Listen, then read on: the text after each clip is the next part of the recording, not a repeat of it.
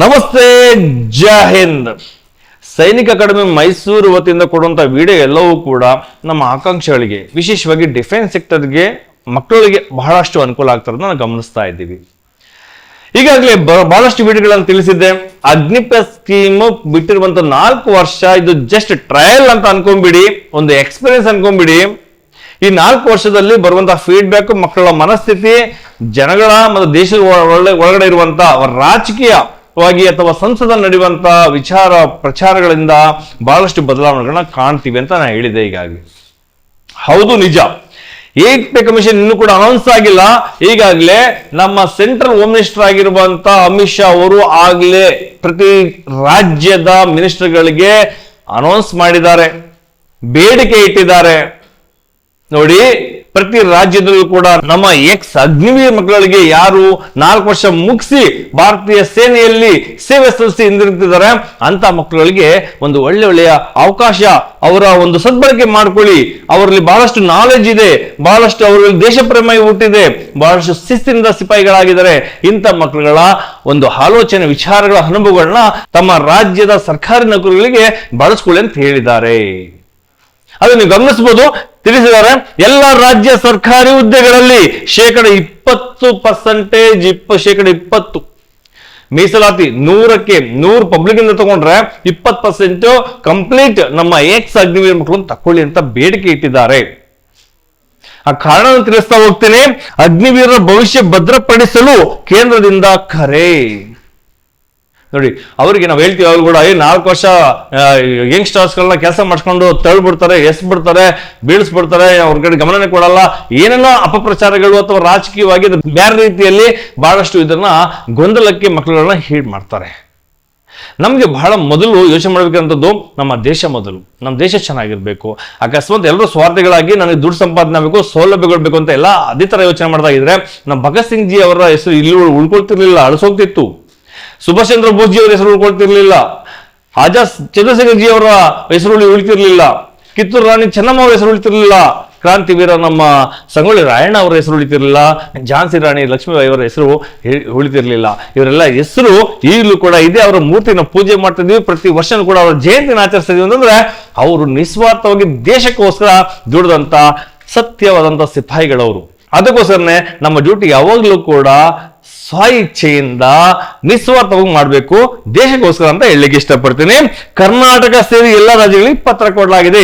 Next ನೋಡ್ಬೋದು, ಅಗ್ನಿವೀರ್ಗೆ ಸರ್ಕಾರಿ ಕೆಲಸಗಳಲ್ಲಿ 20% ಮೀಸಲಾತಿ ನೀಡಿ ರಾಜ್ಯಗಳಿಗೆ ಅಮಿತ್ ಶಾ ಕರೆ. ಅದನ್ನೇ ಹೇಳಿದ್ದೀನಿ, ಕೇಂದ್ರ ಸರ್ಕಾರದಿಂದ ಎಲ್ಲ ರಾಜ್ಯಗಳ ಮುಖ್ಯಮಂತ್ರಿಗಳಿಗೆ ಪತ್ರ. ಕೇವಲ ಇದು ಯಾವುದೋ ಕರ್ನಾಟಕ ಅಥವಾ ಹರಿಯಾಣ ಅಂತಲ್ಲ, ಭಾರತ ದೇಶದಲ್ಲಿ ಇರುವಂತಹ ಎಲ್ಲ ರಾಜ್ಯದ ಮುಖ್ಯಮಂತ್ರಿಗಳಿಗೆ ಬೇಡಿಕೆ ಇಡಲಾಗಿದೆ. ಸೊ ಕೇಂದ್ರ ಸರ್ಕಾರದಿಂದ ಎಲ್ಲ ರಾಜ್ಯಗಳ ಮುಖ್ಯಮಂತ್ರಿಗಳಿಗೆ ಪತ್ರ ನೀಡಲಾಗಿದೆ. ಅಗ್ನಿವೀರರ ಮೊದಲ ಬ್ಯಾಚ್ 2027ರಲ್ಲಿ ಸೇವೆ ಪೂರೈಸಲಿದೆ. 2022 August, September, October, November, December ಹೋದಂತ ಮಕ್ಕಳುಗಳು 2026 ಎಂಡಿಂಗ್ ಅಲ್ಲಿ ಕೆಲವರು 2027 ಮೊದಲ ಹಂತದಲ್ಲೇ ಹೊರ ಬರ್ತಿದ್ದಾರೆ. ನಾವು 100 ಮಕ್ಕಳಲ್ಲಿ 25 ಮಕ್ಕಳು ಕಂಟಿನ್ಯೂ ಮಾಡ್ತಾರೆ, 75 ಮಕ್ಕಳು ವಾಪಸ್ ಬರ್ತಾರೆ ಅಂತ ಹೇಳಿದೀವಲ್ಲ, ಅದು ಈಗಲೂ ಕೂಡ ಹಾಗೇನೇ ಇದೆ. 8 ಪೇ ಕಮಿಷನ್ ಬದಲಾವಣೆ ಆಗುತ್ತೋ ಗೊತ್ತಿಲ್ಲ. ಇಲ್ಲಿವರೆಗೂ ಕೂಡ 25% ಮಾತ್ರ ಕಂಟಿನ್ಯೂ ಆಗ್ತಾರೆ, 75-75% ಸೊ ಹೊರ ಬರುವಂತ ಚಾನ್ಸಸ್ ಜಾಸ್ತಿ ಇದೆ. ಇವಾಗ ಸ್ವಲ್ಪ ದಿನಗಳ ಮುಂಚೆ ನಮ್ಮ ಸೈನಿಕ ಮೈಸೂರಿನ ಮೊದಲ ಬ್ಯಾಚ್ ನಲ್ಲಿ ಆಯ್ಕೆಯಾದಂತ ಶಿವ ಎಂಬ ಅಗ್ನಿವೀರ ನಮ್ಮ ಹತ್ರ ಭೇಟಿ ನೀಡಿದ್ದ. ಹೇಳ್ತಾ ಇದ್ದ, ಸರ್ ಹೆಚ್ಚಿನ ನಮ್ಮ ಅಗ್ನಿವೀರಗಳು ವಾಪಸ್ ಹೋಗ್ತೀವಿ, ನಮಗೆ ಸಾಕು ಅಂತ ಹೇಳ್ತಿದ್ದಾರೆ. ಕಾರಣ ಆ 4 ವರ್ಷದಲ್ಲಿ ಬಹಳಷ್ಟು ಸಂಕಟಗಳನ್ನ, ಬಹಳಷ್ಟು ಸಮಸ್ಯೆಗಳನ್ನ ಎದುರಿಸಿದ್ದಾರೆ ಅಂತ ಹೇಳ್ತಿದ್ದ. ಏನಪ್ಪಾ ಅದು ಅಂತ ಹೇಳಿದೆ. ಕೇಳಿದಾಗ ಅವ್ರು ಹೇಳ್ತಿದ್ದ, ಸರ್ ನಿದ್ದೆನೆ ಮಾಡಕ್ ಕೊಡಲ್ಲ ಸರ್, ಯಾವಾಗ್ಲೂ ಡ್ಯೂಟಿ ವರ್ಕು ಅದು ಇದು ಮಾಡಿಸ್ತಾನೆ ಇರ್ತಾರೆ ಸರ್, ಫಿಸಿಕಲ್ ಫಿಟ್ನೆಸ್ ಅಂತ ಡೈಲಿ ಹೋಗ್ತಾನೆ ಇರ್ತಾರೆ ಸರ್, ಅದರಿಂದಾಗಿ ಬಹಳಷ್ಟು ಮಕ್ಕಳಿಗೆ ಸಾಕು ಅನ್ಸ್ಬಿಟ್ಟಿದೆ ಅಂತ ಮಕ್ಕಳುಗಳು 4 ವರ್ಷ ಶ್ರಮ ಪಟ್ಬಿಟ್ಟು ಒಳ್ಳೆ ಅವಕಾಶ ಸಿಗ್ಬೇಕಿದ್ರೆ, ಒಳ್ಳೆ ಸೌಲಭ್ಯ ಸಿಗ್ಬೇಕಿದ್ರೆ, ಒಳ್ಳೆ ಹೆಸರು ಸಿಗ್ಬೇಕಿದ್ರೆ ಸೊ ಎಲ್ಲಾ ರೀತಿಯ ಅವಕಾಶಗಳನ್ನ ಕಳ್ಕೊಳ್ತಾ ಇದ್ದಾರೆ ಅಂತ ನಾನು ಹೇಳಲಿಕ್ಕೆ ಇಷ್ಟಪಡ್ತೀನಿ. ಈ 4 ವರ್ಷ ಏನಿದೆ, ಆ ಅಗ್ನಿವೀರರನ್ನ ಮಾನಸಿಕವಾಗಿ, ದೈಹಿಕವಾಗಿ ಫಿಟ್ ಮಾಡ್ಲಿಕ್ಕೆ ಮಾಡಿರ್ತಾರೆ, ಎಲ್ಲ ರೀತಿ ಕೆಲಸ ಮಾಡಿಸಿರ್ತಾರೆ. ಈಗ ನೆಕ್ಸ್ಟ್ ಸೋಲ್ಜರ್ ಆದ್ಮೇಲೆ ಅವರ ಒಂದು ಸ್ಟೇಟಸ್ ಚೇಂಜ್ ಆಗ್ಬಿಡುತ್ತೆ. ಯಾಕೆ ಬಿಟ್ಕೊಡ್ತೀರಾ? ಕಂಟಿನ್ಯೂ ಮಾಡ್ಲಿಕ್ಕೆ ಪ್ರಯತ್ನ ಮಾಡಿ ಅಂತ ಹೇಳಿಕ್ಕೆ ಇಷ್ಟಪಡ್ತೀನಿ. ಮತ್ತೆ ಶಿವನ ಕೇಳಿದೆ, ನೀನು ಕಂಟಿನ್ಯೂ ಮಾಡ್ತೀಯ? ಅಲ್ಲೇ ಹೇಳ್ತೀನಿ, ನಾನಂತೂ ಕಂಟಿನ್ಯೂ ಮಾಡ್ತೀನಿ ಸರ್, ನಾನು ವಾಪಸ್ ಬರಲ್ಲ.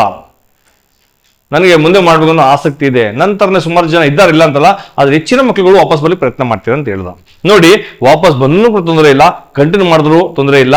ಯಾಕೆಂತಂದ್ರೆ ಡಿಪಾರ್ಟ್ಮೆಂಟ್ ಅಲ್ಲಿ ನೀವು ಎಲ್ಲಿದ್ದೀರಾ, ಯಾವ ಬಟನ್ ಇದ್ದೀರಾ, ಆ ಬಟನ್ ಇಂದ ಬೆಸ್ಟ್ ಪರ್ಫಾರ್ಮೆನ್ಸ್ ಇರುವಂತ ಆಸಕ್ತಿ ಉಳ್ಳ ಅಗ್ನಿಗಳು ಮಾತ್ರ ಕಂಟಿನ್ಯೂ ಆಗ್ತಾರೆ. ಉಳಿದರೆ ಎಲ್ಲರೂ ಕೂಡ ವಾಪಸ್ ಅವರೇ ಕಳಿಸ್ಬಿಡ್ತಾರೆ. ಬಂದ್ರು ಕೂಡ ಲಾಸ್ ಏನಿಲ್ಲ, ಈ ತರ ಅವಕಾಶಗಳು ನಿಮ್ಗೆ ಸಿಗ್ತದೆ. ಉದ್ಯೋಗ ಅವಕಾಶ ಹೆಚ್ಚಿಸಲು 20% ಮೀಸಲಾತಿಗೆ ಶಿಫಾರಸು ನೀಡಲಾಗಿದೆ.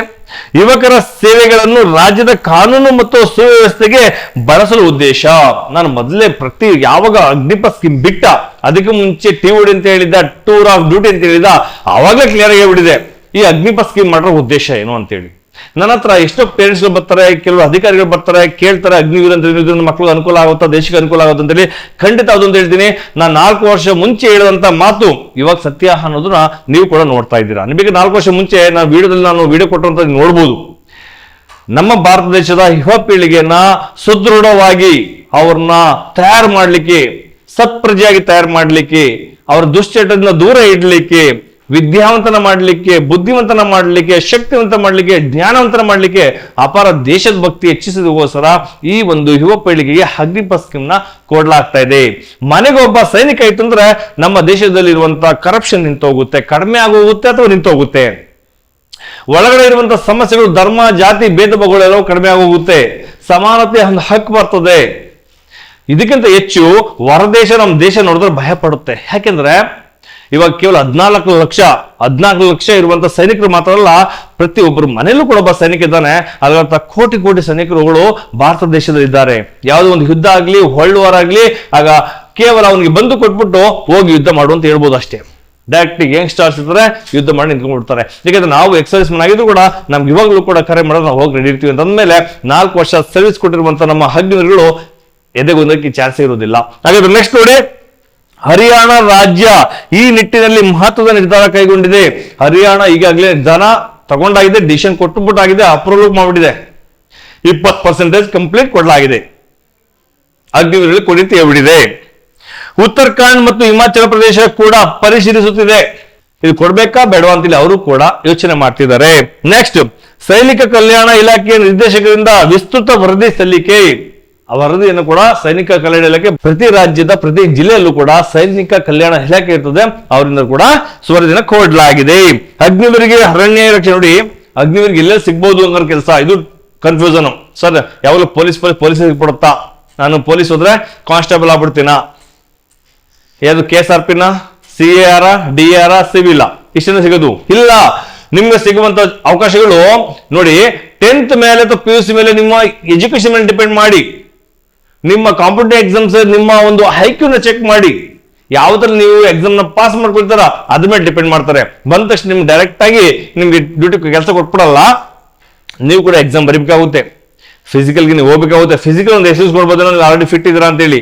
ಮೆಡಿಕಲ್ ಕೂಡ ನಿಮಗೆ ಎಕ್ಸ್ಕ್ಯೂಸ್ ಕೊಡ್ಬೋದು, ಯಾಕಂದ್ರೆ ಅಲ್ಲಿಂದ ಮೆಡಿಕಲ್ ಸರ್ಟಿಫಿಕೇಟ್ ಬಂದಿರ್ತದೆ. ಎಕ್ಸ್ ಬಂದಾಗ ಸೊ ನಿಮ್ಮ ಫಿಟ್ನೆಸ್ ಸರ್ಟಿಫಿಕೇಟ್ ಕೊಟ್ಟಿರ್ತಾರೆ, ಆ ಆಧಾರದ ಮೇಲೆ ನಿಮಗೆ ಫಿಟ್ನೆಸ್ ನ ಟೆಸ್ಟ್ ಮಾಡಕ್ ಹೋಗಲ್ಲ ಅನ್ಕೊಳ್ಳಿ. ನಿಮ್ಗೆ ಆಲ್ರೆಡಿ ಫಿಟ್ ಇದ್ದೀರಾ ಫಿಸಿಕಲಿ, ಅದನ್ನ ತಗೊಳ್ಳಲ್ಲ. ಆದ್ರೆ ನಿಮ್ಗೆ ರಿಟರ್ನ್ ಎಕ್ಸಾಮ್ ಪಕ್ಕ ನಿಮ್ಗೆ ಎಕ್ಸಾಮ್ ಇದ್ದೇ ಇರುತ್ತೆ. ಆದ್ರೆ ಕಾಂಪಿಟೇಟಿವ್ ಎಕ್ಸಾಮ್ಸ್ ಏನಿರುತ್ತೆ 20% ನಿಮ್ಗೆ ಕೊಟ್ಟಿದ್ದ 20 ಮಕ್ಕಳ ಅಗ್ನಿವೀರರು ಮಾತ್ರ ನಿಮ್ಗೆ ಇರ್ತದೆ. ಅದ್ ಬಿಟ್ಟರೆ ಬಾಕಿಯವ್ರ ಜೊತೆಗೆ ಕಂಪಾರಿಸನ್ ಇರೋದಿಲ್ಲ. ಆ 20 ಮಕ್ಕಳಲ್ಲಿ ಅಂದ್ರೆ 20 ಮಕ್ಕಳು ಅಂದ್ರೆ 100 ಮಕ್ಕಳು ಅಪೇಕ್ಷೆ ಹಾಕೊಂಡಿರ್ತಾರ, 100 ಅಗ್ನಿವೀರ ಅಪೇಕ್ಷೆ ಹಾಕೊಂಡಿರ್ತಾರ. ಅದ್ರಲ್ಲಿ 20 ವೇಕೆನ್ಸಿ ಇರ್ತದೆ ಅಂದ್ರೆ ಆ 100ರಲ್ಲಿ ಫಿಲ್ಟರ್ ಮಾಡಿ 20 ಜನಗಳಿಗೆ ಅವಕಾಶನ ಕೊಡಲಾಗ್ತದೆ. ಆದ್ರೆ ಈಗ ಇನ್ನೊಂದು ಸವಾಲ್ ಏನಪ್ಪಾ ಅಂದ್ರೆ, ಸೊ ಜಸ್ಟ್ ಪೊಲೀಸರು ಮಾತ್ರ ಕೊಡ್ತಾರ? ಇಲ್ಲ, ಇದರಲ್ಲಿ ಅರಣ್ಯ ಇಲಾಖೆ ಇದೆ, KBL ಕೊಡಲಾಗ್ತದೆ, ಫೈರ್ ಬ್ರಿಗೇಡ್ ಕೊಡಲಾಗ್ತದೆ. ಈ ತರ ಇಷ್ಟೇ ಅಂತಲ್ಲ, ಬಹಳಷ್ಟು ಬೇರೆ ಬೇರೆ ರೀತಿಯ ಜೈಲ್ನಲ್ಲೂ ಕೂಡ ಕೆಲವೊಂದು ನಮ್ಗೆ ಒಂದು ಗಾರ್ಡ್ ಡ್ಯೂಟಿ ಕೊಡಲಾಗ್ತದೆ. ಆ ತರ ಅವಕಾಶಗಳು ಸಿಗ್ತದೆ, ಬಹಳಷ್ಟು ಅವಕಾಶಗಳನ್ನ ಕೊಡಲಾಗ್ತದೆ.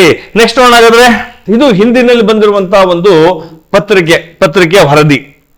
अग्निवीरों को सरकारी नौकरियों में 20% आरक्षण दे राज्यों को बताया गया है कि 20% उनको रिजर्वेशन दे दो.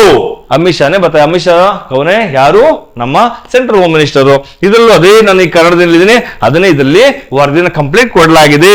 ಎಲ್ಲೆಲ್ಲಿ ಕೊಡಬೇಕು ಅನ್ನೋದನ್ನು ಕೊಡಲಾಗಿದೆ. Police constable, fire man, jail warden, ವಿಶೇಷ ಪೊಲೀಸ್ ಅಧಿಕಾರಿ. ನೋಡಿ, ನಾವು ಅನ್ಕೊಂಡಿದ್ವಿ ಕೇವಲ ಕಾನ್ಸ್ಟೇಬಲ್ ಲೆವೆಲ್ ಹೋಗ್ಬಿಡ್ತಾರೆ ಅಂತ ಹೇಳಿ. ಅಧಿಕಾರಿ ಕೊಡ್ಲಿಕ್ಕೂ ಅವಕಾಶ ಇದೆ. ಅಧಿಕಾರಿಗೂ ಕೂಡ ನೀವು SI ಕೂಡ ಟ್ರೈ ಮಾಡುವಂತ ನಿಮ್ಮ ಎಜುಕೇಶನ್ ಡಿಪೆಂಡ್. ನೀವು ಜಸ್ಟ್ PUC ಆಗಿದೆ ಸರ್ ನಾನು SI ಟ್ರೈ ಮಾಡಬೇಕು, ಆಗೋದಿಲ್ಲ.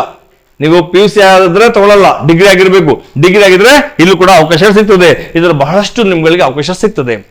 ನಾನು ಹೇಳೋದಷ್ಟೇ, 4 ವರ್ಷಗಳ ಕಾಲ ನೀವು ಭಾರತೀಯ ಸೇನೆಯಲ್ಲಿ ಬಹಳಷ್ಟು ಶ್ರಮಪಟ್ಟು ಬಹಳ ಆಸಕ್ತಿಯಿಂದ ಸೇವೆ ಸಲ್ಲಿಸಿದಿರ. ಇವಾಗ ಭಾರತ ದೇಶದಿಂದ ರಾಜ್ಯದಲ್ಲೂ ಕೂಡ ಕೊಡುವಂತ ಈ ಸೌಲಭ್ಯಗಳನ್ನ ಸದ್ಬಳಕೆ ಮಾಡ್ಕೊಳ್ಳಿ. ನಿಮ್ಮ ಮೇಲೆ ನಮಗೆ, ನಮ್ಮ ದೇಶಕ್ಕೆ, ನಮ್ಮ ದೇಶದ ಜನತೆಗೆ ಬಹಳಷ್ಟು ಹೆಮ್ಮೆ ಇದೆ, ಗೌರವ ಇದೆ. ಅದೇ ರೀತಿ ನೀವು ಶಿಸ್ತಿನ ಸಿಪಾಯಿಯಾಗಿ ದೇಶ ಏನು ಇಷ್ಟಪಟ್ಟಿದೆ, ಏನು ಆಲೋಚನೆ ಮಾಡಿದೆ, ಅದೇ ತರ ನೀವು ನಡ್ಕೊಂಡು ನಿಮ್ಮ ಉಜ್ವಲ ಭವಿಷ್ಯ ರೂಪಿಸ್ಕೊಳ್ಳಿ ಅಂತೇಳಿ ನಮ್ಮ ಸೈನಿಕರ ಮೈಸೂರು ವತಿಯಿಂದ ಈ ವಿಡಿಯೋನ ಕೊಡಲಾಗ್ತದೆ. ಈ ವಿಡಿಯೋ ನಿಮ್ಗೆಲ್ಲರಿಗೂ ಇಷ್ಟವಾದಲ್ಲಿ ಈ ವಿಡಿಯೋನ ಎಲ್ಲರಿಗೂ ಶೇರ್ ಮಾಡಿ, ಇನ್ನಷ್ಟು ಜನಗಳಿಗೆ ಗೊತ್ತಾಗ್ಲಿ. ಅಗ್ನಿಪಥ್ ಸ್ಕೀಮ್ ಸಿಗುವಂತಹ ಸೌಲಭ್ಯಗಳ ಬಗ್ಗೆ ತಿಳಿಸಿ. ಇಷ್ಟವಾದಲ್ಲಿ ಲೈಕ್ ಮಾಡಿ, ಇಷ್ಟ ಡಿಸ್ಲೈಕ್ ಮಾಡಿ, ಕಾಮೆಂಟ್ಸ್ ಮಾಡೋದನ್ನ ಮರೆಯಕ್ಕೆ ಹೋಗಬೇಡಿ. ಥ್ಯಾಂಕ್ ಯು, ನಮಸ್ತೆ, ಜೈ ಹಿಂದ್.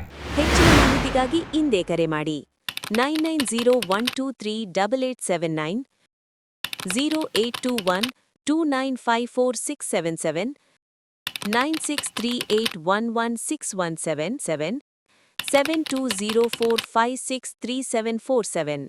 ಹೆಚ್ಚಿನ ಮಾಹಿತಿಗಾಗಿ ಭೇಟಿ ನೀಡಿ Sainik academy Mysuru .in. Jai Hind.